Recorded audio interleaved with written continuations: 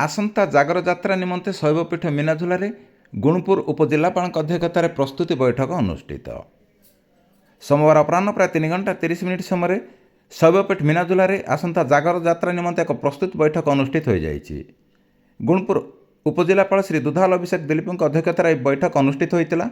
आज बैठक में गुडारी बीडीओ सुश्री सुचिस्मिता बेहरा, तहसीलदार सुश्री एस स्नेहलता, गुडारी थाना अधिकारी श्रीमती विश्वबंदिनी बाग समेत चंद्रपुर व मुनिगुड़ार वरिष्ठ पदाधिकारी उपस्थित थिले। प्रकाशित हो कि प्रतिवर्ष जागर यात्रा रे शैवपीठ मीनाझुलारे लक्षाधिक भक्तों समागम होता है।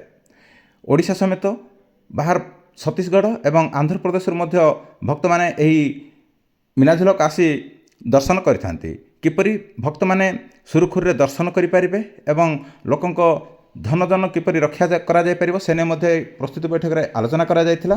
एहा छड़ा स्थानीय विभिन्न पूजा कमिटीर सदस्य मैंने यही कार्यक्रम में जोग देइथिले। उपजिलापाल श्री दुधाल अभिषेक दिलीप सुरुखुरे किपरि दर्शन हो पारिबो एवं शांति श्रृंखला दर्शन निमंते मुख्यतः लोकमानक सह आलोचना करिया सह विभिन्न अधिकारी मानक सह आलोचना करथिले।